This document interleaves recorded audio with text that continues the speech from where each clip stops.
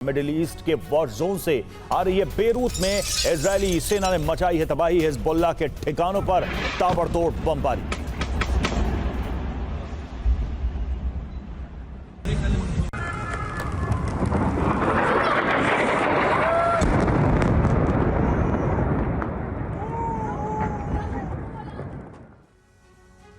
तो बेरूत में इजरायल का रिहायशी इलाके में हमला और बहुमंजिला इमारत पर आईडीएफ की स्ट्राइक।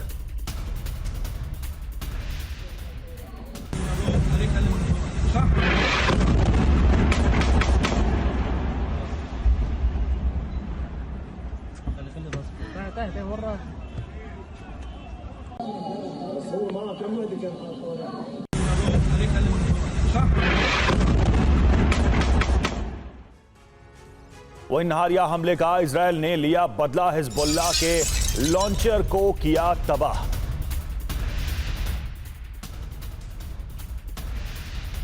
हिजबुल्लाह के लॉन्चर पर इजरायल ने किया है हमला और उसे तबाह कर दिया। तस्वीरें देखिए।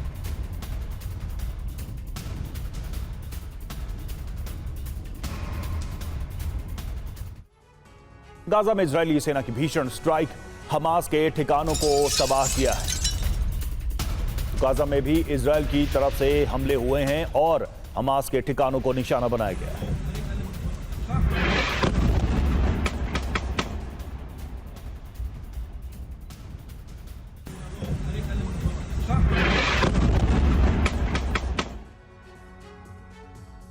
और लेबनान में इजरायल सेना की विध्वंसक तबाही। हिजबुल्लाह के कई हथियार डिपो पर हमले किए और उन्हें तबाह किया।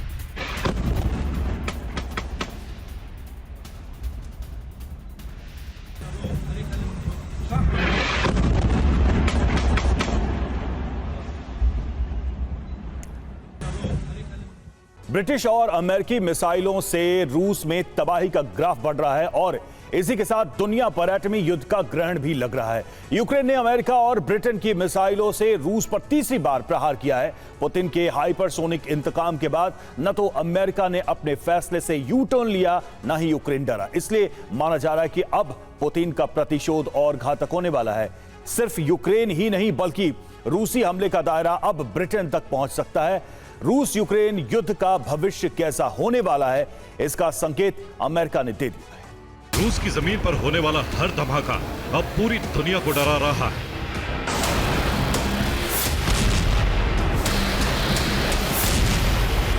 यूक्रेन से हवा में निकलने वाली हर मिसाइल एक महायुद्ध की चिंगारी मानी जा रही है।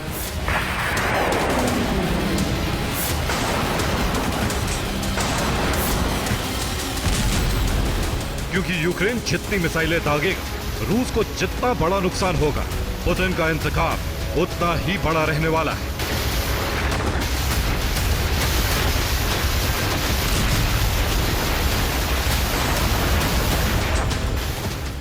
रूस की चेतावनी के बावजूद अमेरिका ब्रिटेन ने अपनी मिसाइल पर फैसला नहीं बदला। यूक्रेन अटैक एमएस और स्टॉर्म शैडो से हमले कर रहा है। रूस में यूएस और ब्रिटेन की मिसाइल से तबाही हो रही है। सबसे भीषण जंग कुर्स्क में हो रही है। कुर्स्क में रूस ने 60,000 सैनिकों को उतारा था, लेकिन अब यहां अटैक एमएस और स्टॉर्म शैडो से धमाके हो रहे हैं।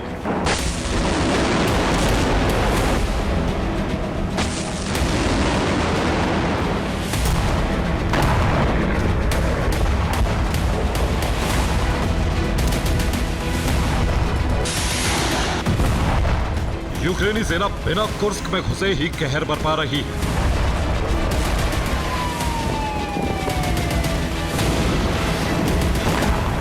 कुर्स्क में यूक्रेन ने तीसरी बार अटैक एमएस से हमला किया।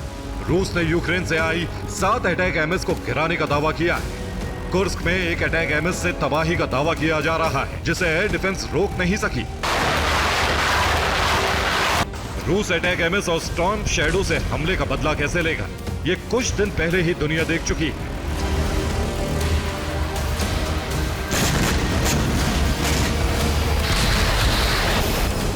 रूस ने अपनी हाइपरसोनिक मिसाइल ओरेशनिक से यूक्रेन को दहलाया था।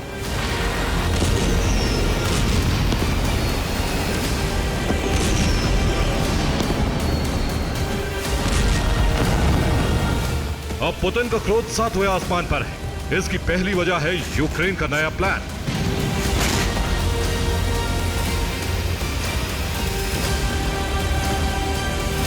एक रिपोर्ट के मुताबिक रूस के 200 इलाकों पर अटैक एमएस से हमले की तैयारी है। रूसी एयरबेस, हथियार गोदाम और सैन्य मुख्यालय निशाना बनेंगे। अमेरिका की मदद से यूक्रेन हमले का प्लान तैयार किया है।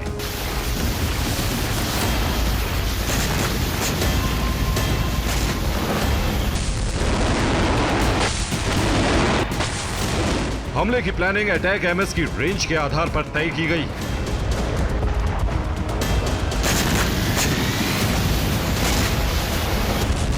अटैक एमएस की रेंज में रूसी सेना और इंफ्रास्ट्रक्चर से जुड़े जितने ठिकाने हैं, वहां पर हमले का प्लान है।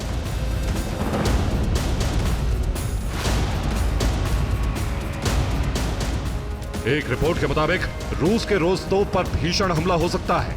रोस्तोव में रूसी सेना के कई बेस हैं। रोस्तोव में रूस की सेना ने कई कमांड सेंटर बनाए हुए हैं।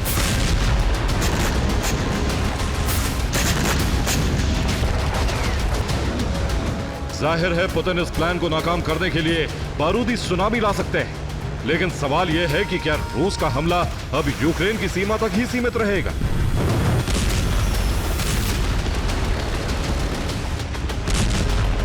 सवाल ब्रिटेन को लेकर है। क्या पुतिन ने ब्रिटेन पर हमले की जो तैयारियां की थी, उसका अब इस्तेमाल होने वाला है? ब्रिटेन अब रूस का सीधा टारगेट बन सकता है, क्योंकि ब्रिटिश मिसाइलों की वजह से रूस को बहुत बड़ा नुकसान हुआ है।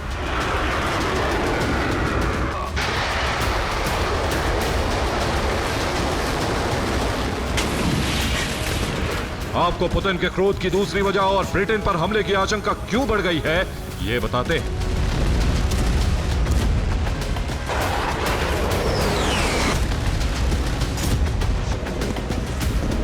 और ब्रिटेन पर रूस बेहद गुस्से में है। पहली ब्रेकिंग न्यूज ये है कि यूक्रेन के हमले में कुर्स्क में रूसी जनरल की मौत हो गई है। रूस के इस लेफ्टिनेंट जनरल का नाम वालेरी सोलोडोइचुक था और कुर्स्क में यूक्रेन स्टॉर्म शैडो से हमला कर रहा था। स्टॉर्म शैडो ब्रिटिश मिसाइल है और इसी मिसाइल से रूसी जनरल की मौत हुई है।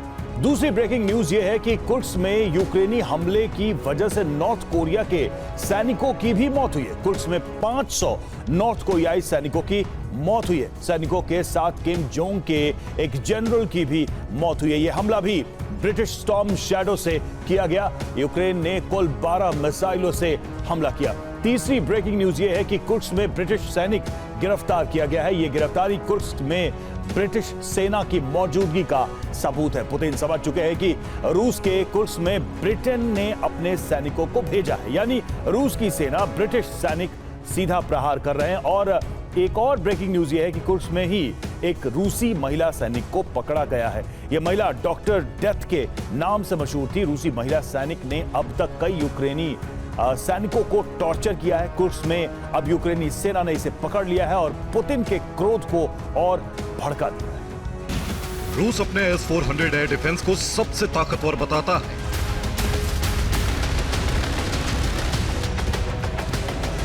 लेकिन लॉन्ग रेंज से हमले की शुरुआत में ही रूस का हवाई कवच कमजोर साबित होने लगा है।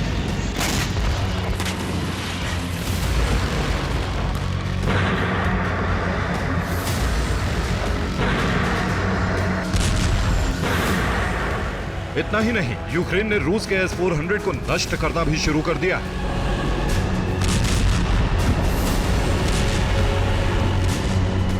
कुर्स्क में S-400 के रडार स्टेशन पर हमला हुआ। यूक्रेन ने एयर डिफेंस को नष्ट करने का दावा किया है। हमला अटैक एमएस या स्टॉर्म शैडो से किया गया।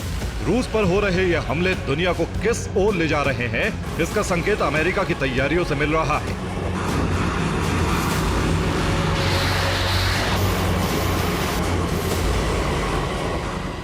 अमेरिका ने एक बहुत बड़ा फैसला लिया है और अपनी पनडुब्बियों पर न्यूक्लियर क्रूज मिसाइलों को तैनात कर रहा है।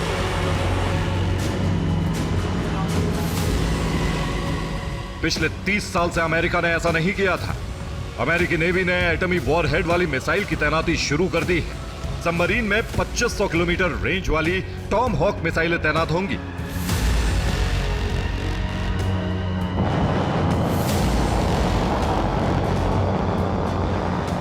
इतना ही नहीं, अमेरिका ने न्यूक्लियर हमले को लेकर गाइड जारी किया है।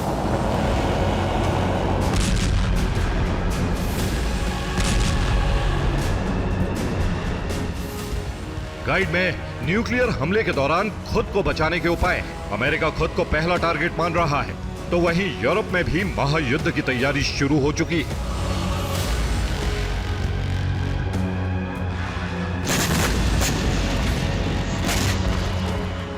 पोलैंड, फिनलैंड और बाल्टिक में बंकर बनाए जा रहे हैं। फ्रांस, नीदरलैंड, स्वीडन, नॉर्वे और डेनमार्क जैसे देश अपने रक्षा खर्च को बढ़ा रहे हैं। नाटो देश आर्टिकल 5 लागू कर सकते हैं, जो सामूहिक रक्षा का आह्वान करता है।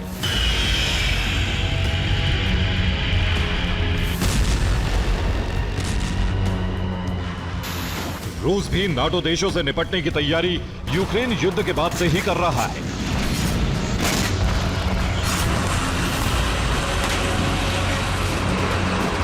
अब नाटो के खिलाफ रूस के पास चीन, ईरान और नॉर्थ कोरिया का साथ है।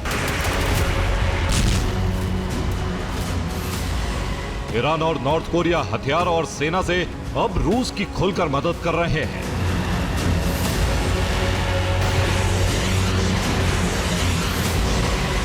ऐसे में आशंका है कि अटैक एमएस और स्टॉर्म शैडो से उठने वाली चिंगारी सिर्फ रूस नहीं बल्कि कई और देशों को जला सकती है। Bureau report, TV9 Bharatvarsh.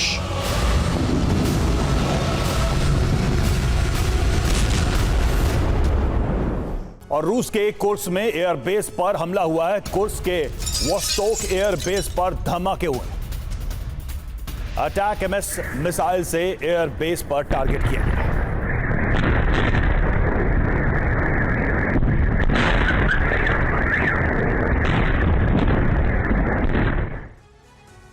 और हिजबुल्लाह के खिलाफ मिल रही इजराइल को बढ़त अचानक थम गई है। और यह स्थिति इसलिए नहीं बनी कि हिजबुल्लाह ने अब तक का सबसे बड़ा हमला किया है, बल्कि इन स्थिति की वजह है इजराइल की एक ऐसी गलती जो 18 साल पहले हुई थी। तब भी इजराइल और हिजबुल्लाह के बीच जंग जारी थी और एक क्षेत्र में आईडीएफ को हिजबुल्लाह ने बंधक भी बना लिया था।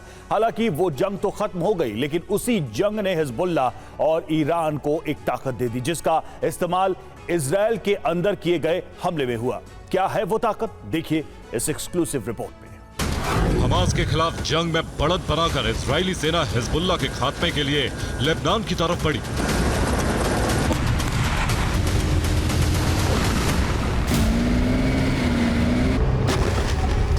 सीमावर्ती शहर पर कब्जा भी किया। बेरूत में हिजबुल्लाह के कमांड सेंटर को भी टारगेट बनाए। कई कामयाबियां हासिल की, लेकिन पश्चिमी दक्षिणी लेबनान को इजराइल में शामिल करने का प्लान जैसे ही एक्टिव हुआ, वैसे ही सब कुछ बदल गया। बारूद और तकनीक के दम पर जंग में बढ़त बनाने वाली इजरायली फोर्स को अचानक बड़ा झटका लगा।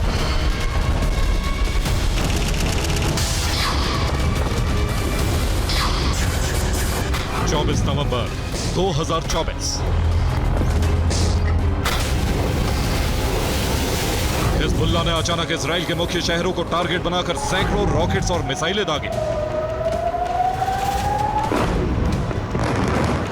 जिससे इजराइल को भारी नुकसान हुआ।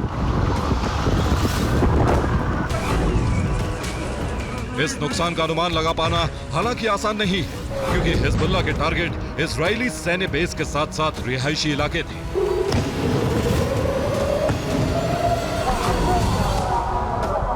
हालांकि दावा किया जा रहा है कि कई रॉकेट्स को इजराइल के एयर डिफेंस सिस्टम ने आसमान में ही न्यूट्रलाइज कर दिया।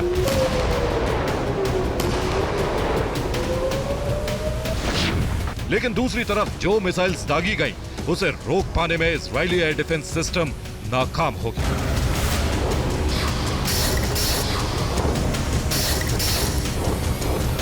अब ऐसा कैसे हुआ, यह अगला विषय, लेकिन क्यों हुआ इसका पता चल गया।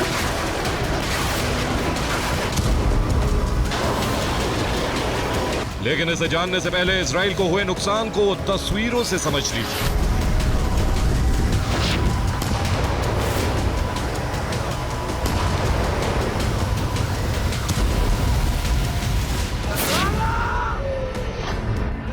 हिजबुल्लाह ने जो रॉकेट दागे उसमें टारगेट एरिया नहारिया से तेल अवीव तक पड़ने वाले शहर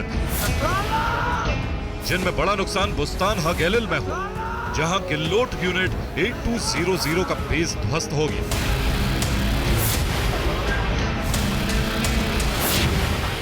यानी हिजबुल्लाह का टारगेट इजराइल का पूरा पश्चिमी क्षेत्र था,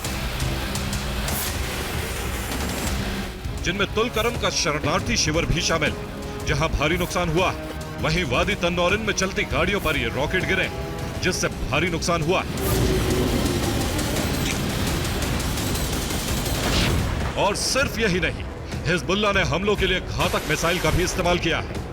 दावे के तहत सैन्य ठिकानों को बर्बाद करने के लिए फारी 6 और कादर 2 मिसाइल्स दागी गई है। वहीं आत्मघाती ड्रोन्स का भी इस्तेमाल होने का दावा है। और इस दावे का सबूत है ये तस्वीरें, जिसमें इजराइल की राजधानी तेल अवीव को टारगेट बनाने की कोशिश हुई है। इस हमले में कई लोगों के घायल होने की रिपोर्ट है। इमारतों को नुकसान पहुंचने की खबर है, लेकिन दूसरी तरफ इजराइल का दावा है कि हिजबुल्लाह की कई मिसाइल्स को इजराइल ने तेल अवीव पहुंचने से पहले ही न्यूट्रलाइज कर दिया था।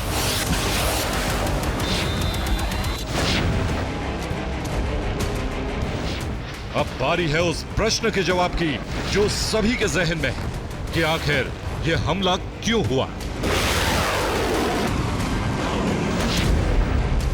दावे के तहत हिजबुल्लाह को ईरान की तरफ से एक बड़ी बारूदी खेप मिली है, जिसके बाद हिजबुल्लाह के लड़ाकों ने बदले की कार्रवाई के तहत यह हमला किया। लेकिन ईरान से मिली बारूदी खेप में एक हथियार भी शामिल है, जिसे इजरायली तकनीक का हथियार ही बताया जा रहा है, और इस हथियार का इजराइल पर ही टेस्ट किया गया है। ये हैरान करने वाला दावा है, लेकिन जानकारी मिल रही है कि यह दावा बिल्कुल सही है। हिजबुल्लाह को ईरान की पायरेसी इंजीनियरिंग की मदद से ही वो हथियार हासिल हो गया है जो इजराइल पर भारी पड़ रहा है। इसलिए अब तक के संघर्ष में हिजबुल्लाह के इस हमले को सबसे बड़ा हमला माना जा सकता है।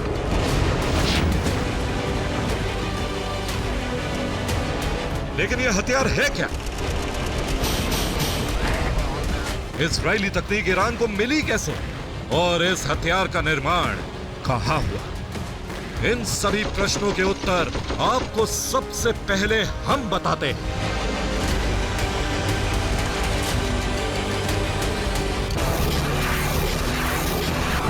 खबर यह है कि हिजबुल्लाह ने अल्मास मिसाइल से इजराइल पर हमला किया है।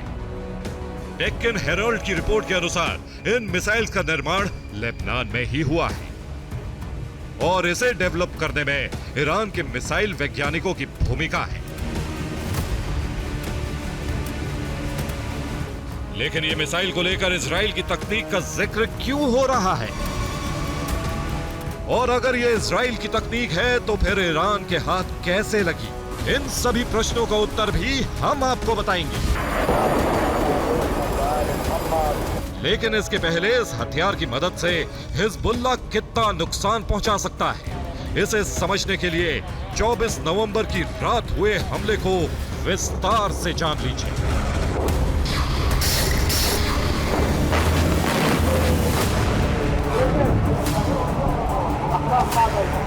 और हिजबुल्लाह ने इजराइल पर जो अब तक का सबसे बड़ा हमला किया, उसमें टारगेट एरिया एक लाइन से सेट किया गया था। बेरूत से करीब 300 रॉकेट हिजबुल्लाह ने इजराइल पर दागे थे, जो नहारिया से लेकर पश्चिम दक्षिण की तरफ तबाही बनकर बरसे। इतनी बड़ी संख्या में दागे गए रॉकेट में सबसे ज्यादा नुकसान नहारिया को हुआ, उसके बाद शावेई जियोन को, फिर बुस्तान हा-गैलिल को नुकसान हुआ, जहां इजरायली सैन्य बेस को टारगेट किया गया था। और ये रॉकेट और भी आगे जाते दिखे, जिसके बाद पता चला कि असर शहर भी बारूदी असर से बच नहीं सका। लेकिन कुछ रॉकेट्स लंबी दूरी तय करके हाइफा तक भी पहुंचे, और दावा है कि रॉकेट का असली टारगेट यही हाइफा शहर था। इसके अलावा हिजबुल्लाह के लड़ाकों ने भारी भरकम मिसाइल्स का भी इस्तेमाल किया। बेरूत से दागी गई मिसाइल ने नेतन्याह शहर को भारी नुकसान पहुंचाया है। हर्जिलिया शहर भी मिसाइल हमलों से बुरी तरह से दहल गया है, और ये मिसाइल्स इजराइल की राजधानी तेल अवीव तक भी पहुंच गई, जहां भारी नुकसान हुआ है। इजराइल की राजधानी के करीब पहुंची हिजबुल्लाह की बारूदी तबाही अल्मास मिसाइल दरअसल विकसित हो रही ईरान की तकनीक का प्रदर्शन नहीं है।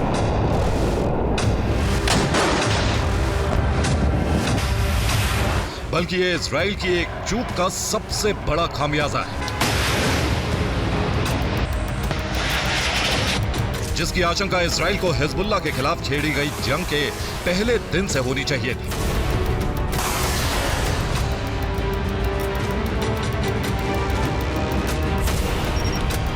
डेक्कन हेराल्ड की रिपोर्ट के मुताबिक अल्मास मिसाइल इजराइल की 2006 में हुई गलती का नतीजा है।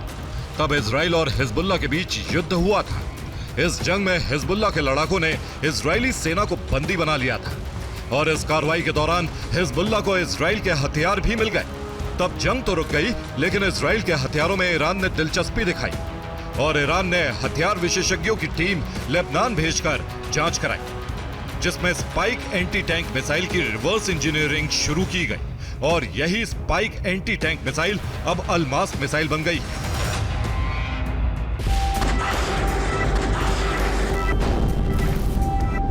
हालांकि किसी भी युद्ध में तकनीक संपन्न देश अगर झुकता है तब भी अपने हथियारों को खुद नष्ट कर देता है, लेकिन 2006 में इजरायली सेना ने ऐसा नहीं किया और उसका खामियाजा अब इजराइल को भुगतना पड़ रहा है।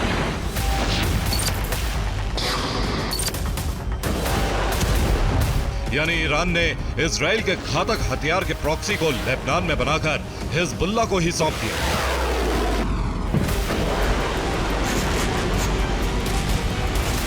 और अब उसे इजराइल के खिलाफ युद्ध में ही लॉन्च किया गया है, जो इजराइल के कम्युनिकेशन सिस्टम और एयर डिफेंस सिस्टम को निशाना बना रही है।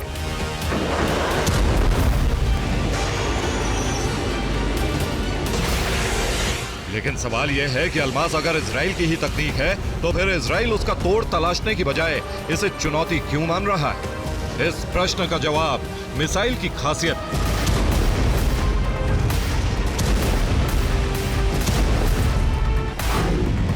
अल्मास एक टॉप अटैक मिसाइल है। इसके अलावा यह मिसाइल टैंक को उस जगह पर मार सकती है जहां उनका कवच हल्का होता है। इसके अलावा मिसाइल की 10 मील तक मारक क्षमता भी इसे खास बनाती है। यानी अल्मास मिसाइल ने लेबनान सीमा के पास भी इजरायली सेना के लिए खतरा बढ़ा दिया।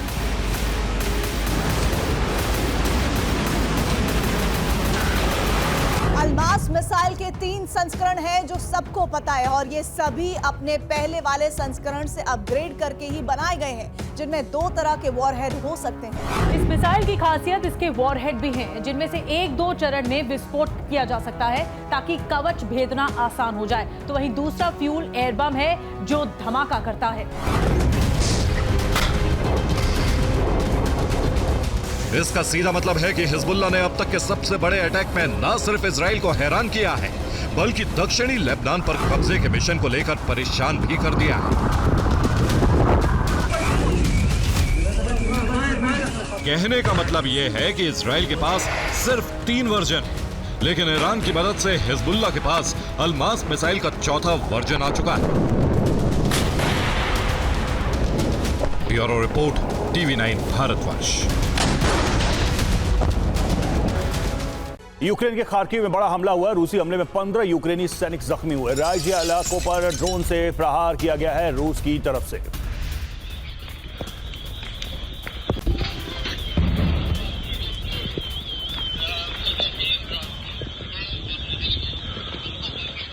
यूक्रेन के ओडिशा में मिसाइल हमला। इस्कंदर मिसाइल से इमारतों पर प्रहार। हमले में 40 इमारतें तबाह, 19 जख्मी।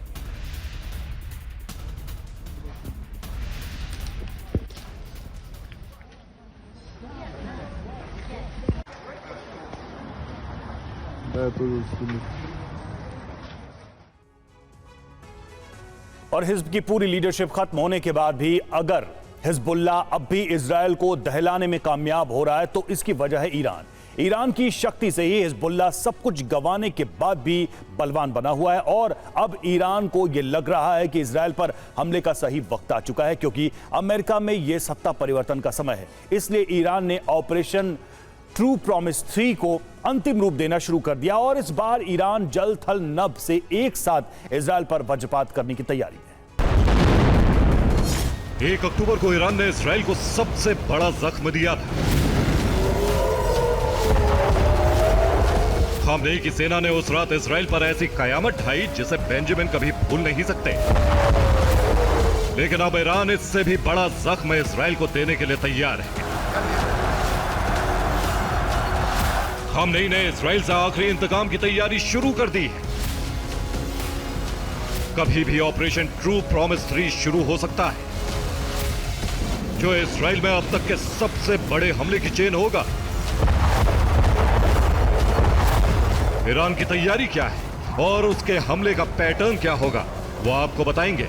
ईरान के सुप्रीम लीडर की मांग से साफ है, वो किसी भी कीमत पर बेंजामिन और इजराइल को बख्शने के मूड में नहीं। इसलिए खामनेई के आदेश पर ईरान में ऑपरेशन ट्रू प्रॉमिस 3 की तैयारियां शुरू हो चुकी,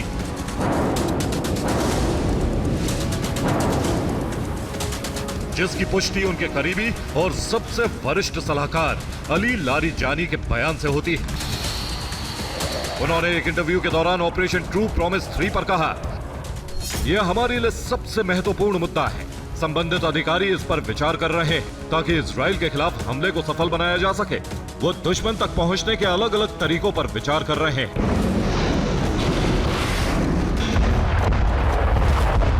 दावा है कि ईरान इजराइल पर हमले की बड़ी रणनीति तैयार कर रहा है, जिसके बाद वो जब चाहे, जहां चाहे, जैसे चाहे इजराइल पर कोहराम मचाएगा। ये ईरान की मिसाइल लॉन्च का वीडियो है। दावा है कि IRGC ने हमले से पहले बड़ी मिसाइल ड्रिल शुरू की है। वो अपनी मिसाइलों की सटीकता माप रहा है। इधर ईरान ने अपनी नेवी को भी मजबूत करना शुरू कर दिया है। उसने अपने सबसे घातक सबलान डिस्ट्रॉयर को अपग्रेड कर नई मिसाइलों से लैस कर दिया है। सबलान डिस्ट्रॉयर में पहले सिर्फ 4 क्रूज मिसाइलें तैनात हो सकती थी। ईरान ने इसकी क्षमता बढ़ाकर 16 क्रूज मिसाइलों को तैनात किया है। सबलान डिस्ट्रॉयर पर ईरान ने अपनी सबसे घातक क्रूज मिसाइल अबू मेहदी को भी तैनात कर दिया है। Iran Abu Mahdi cruise missile की रेंज 1000 किलोमीटर से ज्यादा होने का दावा करता है। अबू मेहदी को ईरान की सबसे घातक क्रूज मिसाइल माना जाता है। ईरान का दावा है कि ये AI तकनीक से लैस है। एयर डिफेंस से बचने के लिए ये रडार के हिसाब से अपनी स्पीड और उड़ने की ऊंचाई कम या ज्यादा कर सकती है। सिर्फ इतना ही नहीं, IRGC ने फाइटर जेट्स को भी अपग्रेड कर जंग के लिए तैयार करना शुरू कर दिया है। दावा है कि ईरान ने अपने फाइटर जेट्स को रेडी टू अटैक मोड में रखा है।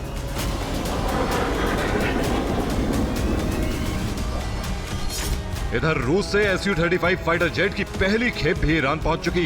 दावा है कि रूस ने ईरान को कुल 12 फाइटर जेट भेजे, जिन्हें हेमडन एयर बेस पर तैनात किया गया है। दरअसल माना जा रहा है कि ईरान इस बार सिर्फ मिसाइल ही नहीं, बल्कि इजराइल को दहलाने के लिए फाइटर जेट और युद्धपोतों का भी इस्तेमाल कर सकता है।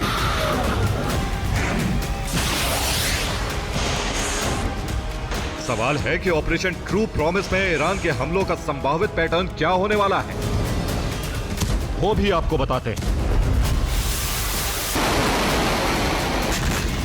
और अरब के रक्षा जानकारों के मुताबिक ईरान ने इस बार ऑपरेशन ट्रू प्रॉमिस की तैयारी पिछले 2 ऑपरेशन में हुई गलतियों से सीखकर की है और अब तक इजराइल पर हमले लॉन्च करने और टारगेट करने का सेंटर एक ही होता था। लेकिन इस बार ईरान इजराइल पर अपने देश ईरान के अलावा इराक और सीरिया से भी ऑपरेशन लॉन्च करने की तैयारी में है। इसके अलावा ईरानी फाइटर जेट को सीरिया में उतारने की तैयारी है, इसलिए रूस से सुखोई भी तेहरान पहुंच चुके हैं। ये विमान सीरिया की वायु सीमा से इजराइल पर हमले लॉन्च करेंगे। ऑपरेशन ट्रू प्रॉमिस का तीसरा सेंटर लाल सागर होगा, जहां ईरानी युद्धपोत हाइपरसोनिक मिसाइलों से के रवाना हो चुका है और लाल सागर से ईरान और हूती एक साथ इजराइल पर हमले कर सकते हैं। इस तरह ऑपरेशन ट्रू प्रॉमिस 3 में ईरान जल, थल, नभ तीनों से इजराइल पर हमले की तैयारी में है।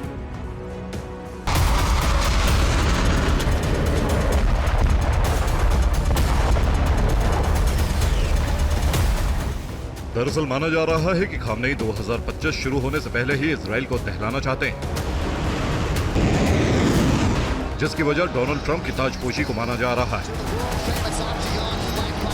दरअसल ट्रंप ने चुनाव प्रचार के दौरान युद्ध खत्म करने का वादा किया था, खामनेई को डर है कि ट्रंप या तो युद्ध समाप्ति के लिए दबाव बना सकते हैं या फिर इजराइल को हमले की हर संभव छूट दे सकते हैं। दोनों ही सूरत में नुकसान ईरान का है।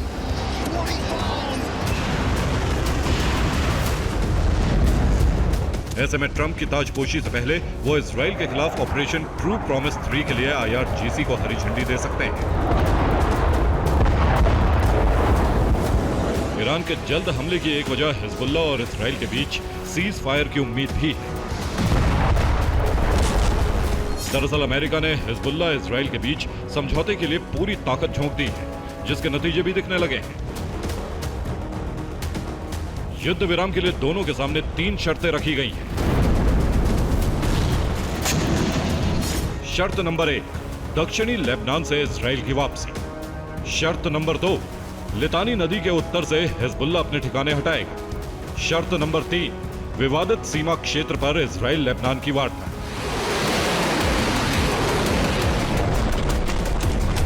हिजबुल्ला बीते हफ्ते ही इस पर हामी भर चुका है। अब बेंजामिन ने भी अमेरिका समर्थित युद्ध विराम पर सैद्धांतिक सहमति जताई है।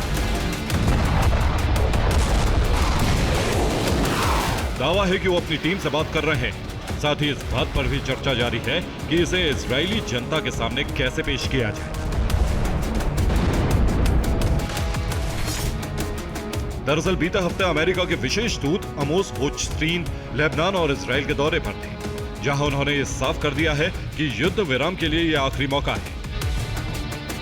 इसके बाद मध्यस्थता के लिए ट्रंप प्रशासन का इंतजार करना होगा। साफ है, यह कहना मुश्किल है कि ट्रंप युद्ध खत्म करने के लिए कौन सा रास्ता तैयार करेंगे। ऐसे में खामनेई 19 जनवरी से पहले ही अपना प्रतिशोध पूरा कर लेना चाहते हैं। Bureau report, TV9 Bharat. और अरब की तरह ही रूस यूक्रेन जंग का सबसे भीषण फेज शुरू हो गया है। दरअसल ट्रंप की जीत से यूक्रेन की हथियार सप्लाई को लगभग रुक गई है और जेलेंस्की का भविष्य अधर में लटक गया है। इसका फायदा पुतिन सेना जमकर उठा रही है। एक तरफ तो पूर्वी और दक्षिणी यूक्रेन में जेलेंस्की सेना ने अपना विजय अभियान तेज कर दिया है, तो दूसरी ओर कीव की घेराबंदी तेज कर दी है। पुतिन की इस रणनीति को ऑपरेशन 20 जनवरी भी कहा जा रहा है। आखिर क्यों? देखिए इस एक्सक्लूसिव रिपोर्ट।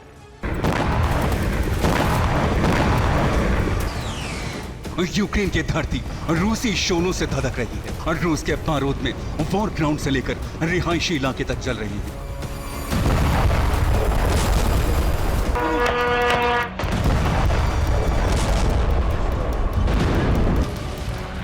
बीते 24 घंटे से रूस की सेना जेलेंस्की के जवानों पर प्रचंड प्रहार कर रही है, पूरी ताकत से आगे बढ़ रही है ताकि ज्यादा से ज्यादा यूक्रेन के इलाके पर कब्जा किया जा सके।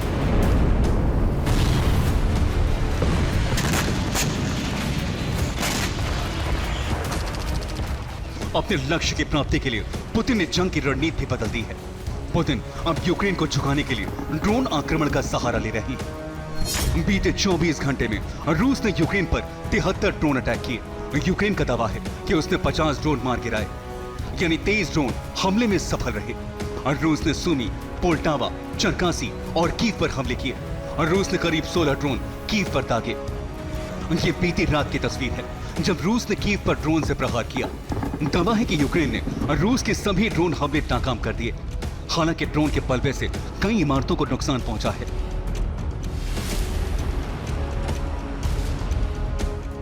यही वजह है कि यूक्रेनी सेना ने अब कीव में रिहायशी इलाकों पर एंटी ड्रोन नेट लगाने शुरू कर दिए हैं। दावा है कि यह जाल ड्रोन के पलबे से इमारतों को सुरक्षित रखेगा।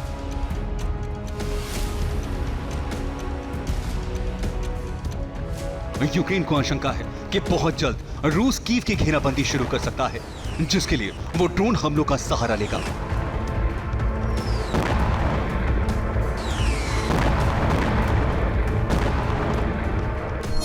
दरअसल रूस का दावा है कि करीब 25% यूक्रेन पर उसका कब्जा हो चुका है। बीते 24 घंटे में डोनेट्स्क और खार्किव के 300 वर्ग किलोमीटर के हिस्से पर उसकी सेना ने कब्जा किया है। किसी भी वक्त पोक्रोवस्क पर रूस कब्जा कर सकता है। रूस शहर के दक्षिण और पश्चिम हिस्से को पूरी तरह घेर चुका है।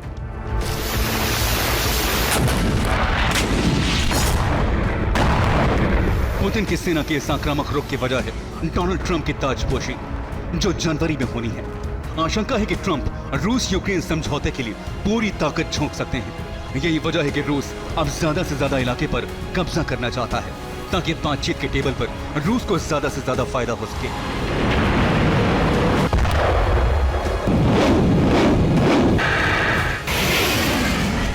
यही वजह है कि रूस ने युद्ध की रफ्तार को तेज करते हुए हमले की रफ्तार बढ़ा दी है और घातक हथियारों का इस्तेमाल शुरू कर दिया है।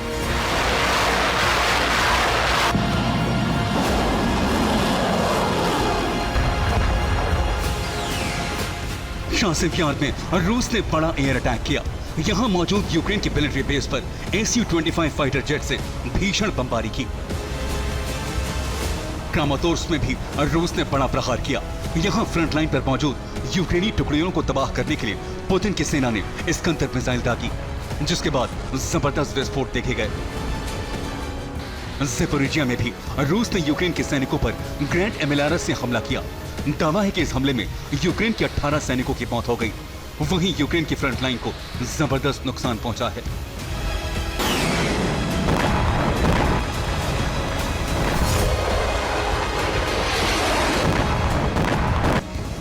दरअसल रूस एयर अटैक कर अलग अलग इलाकों में यूक्रेनी फ्रंट लाइन को तबाह करना चाहता है। यही वजह है कि वो भी फाइटर जेट और मिसाइलों से भीषण हमले कर रहे हैं। बीते 24 घंटों में यूक्रेन को जबरदस्त नुकसान हुआ है।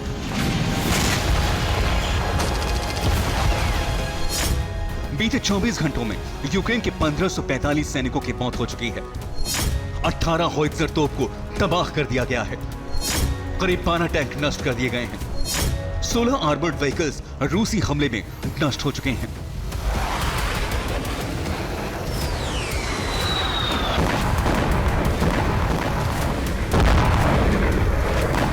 रूस को न सिर्फ यूक्रेन बल्कि कुर्स्क में भी जबरदस्त बढ़त मिली है।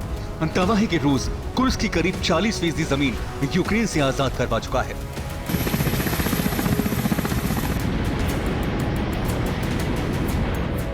हालांकि रूसी आक्रामकता के बाद भी यूक्रेन सरेंडर के लिए तैयार नहीं है।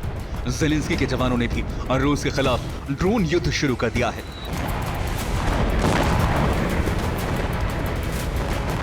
जबरदस्त तबाही की तस्वीरें रूस के कलूगा की हैं। दावा है कि यूक्रेन ने यहां बड़ा ड्रोन हमला किया, जिसमें रूस का ऑयल डिपो तबाह हो गया।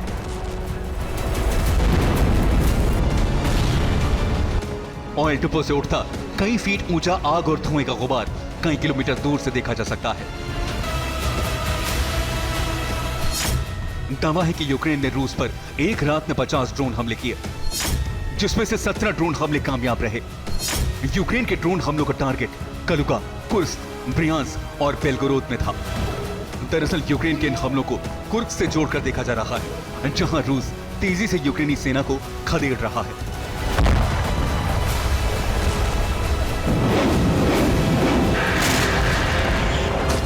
माना जा रहा है कि यूक्रेन कुर्स्क के आसपास के इलाकों को तैलाकर रूस का फोकस शिफ्ट करना चाहता है।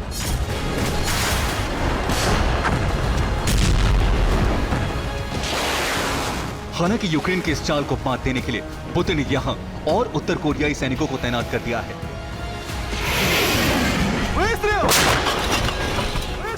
पुतिन के कदम से साफ है, उनका एजेंडा बिल्कुल क्लियर है।